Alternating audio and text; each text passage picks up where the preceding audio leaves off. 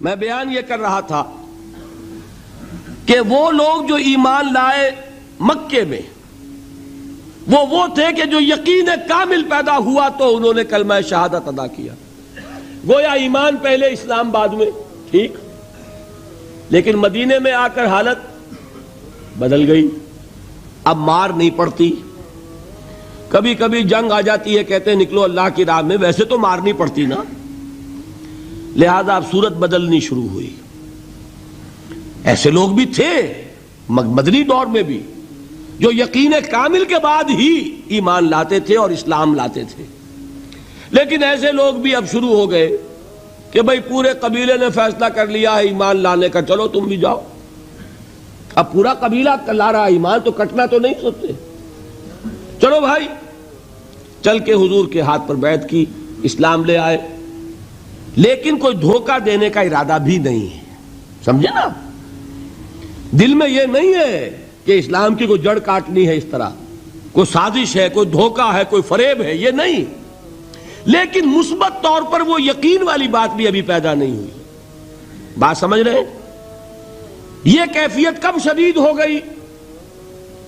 اذا جاء نصر اللہ والفتح ورأیت الناس يدخلون فی دین اللہ افواجا. جب فتح حاصل ہو گئی، اللہ کی مدد آ گئی اور فوج در فوج لوگ ایمان میں داخل ہو رہے ہیں، اس وقت جو رو چلی ہے اس رو میں اکثر لوگ کون تھے؟ دھوکہ نہیں تھا، لہذا منافق بھی نہیں، لیکن مثبت طور پر وہ یقین والی بات بھی نہیں. وہ تھے لوگ قالت الاعراب آمنا قل لم تؤمنوا ولکن قولوا اسلمنا. یہ بدو دعویٰ کر رہے ہیں ہم ایمان لے آئے. اے نبی ان سے کہہ دیجئے تم ایمان ہرگز نہیں لائے ہو، یوں کہو ہم اسلام لے آئے ہیں. ولما يدخل الايمان في قلوبكم، اور ایمان ابھی تمہارے دلوں میں داخل نہیں ہوا، لیکن ہم اپنی شان غفاری اور شان رحیمی کے طفیل تم سے یہ رعایت کر رہے ہیں، اگر اطاعت کرتے رہو گے اللہ اور اس کے رسول کی تو تمہارے اعمال میں کوئی کمی نہیں ہوگی. سمجھ آ گئی بات؟ اب اپنی حالت پر غور کیجئے، ہمارا حال کیا ہے؟ وہاں رو چلی تھی اور یہاں ایک چکر چل رہا ہے. باپ کا بیٹا مسلمان، اس کا اگلا بیٹا مسلمان. وہ جو میں نے کہا تھا ہم مسلمان کیوں ہیں؟ By accident of birth. ہم سوچ کر ایمان لائیں کیا؟ ہم نے خود غور و فکر کے بعد ایمان قبول کیا ہے. اللہ جس سے توفیق دے دے، ہو سکتا ہے، اب بھی ہو سکتا ہے. سوچئے، غور کیجئے، تفکر کیجئے، شعوری طور پر ایمان لائیے، وہ ایمان اور ہوگا. اب تک ہم میں سے اکثر کا حال کیا ہے کہ صرف ایک چکر ہے نسلی، نسلاً بعد نسل اسلام آ گیا. اسلام تو آ گیا، کیا ایمان بھی آ جائے گا اس طرح؟ ایمان نہیں آتا اس طرح، اسلام آیا ہے. ہمارا حال کیا ہے اکثر و بیشتر؟ وہ اسی آیت کے مصداق ہے. قالت الاعراب آمنا قل لم تؤمنوا ولکن قولوا اسلمنا ولما يدخل الايمان في قلوبكم.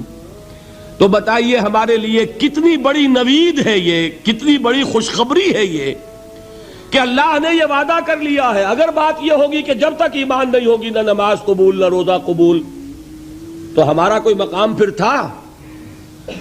اللہ نے کتنی بڑی اپنی رحمت فرمائی، کتنا فضل فرمایا. اس حالت میں بھی اطاعت کرو گے تو اللہ تمہارے اعمال کا اجر و ثواب عطا کر دے گا.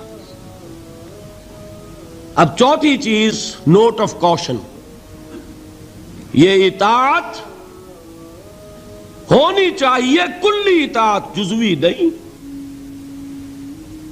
جزوی اطاعت نہیں. اللہ کے 10 احکام ہیں، 5 آپ نے مان لیے، 5 آپ نے ٹھوکر مار دیے. کیا کہیں گے اسے؟ یہ اطاعت ہے؟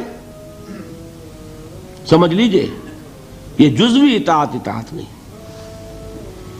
اس پر تو اللہ کا غضب بھڑکتا ہے.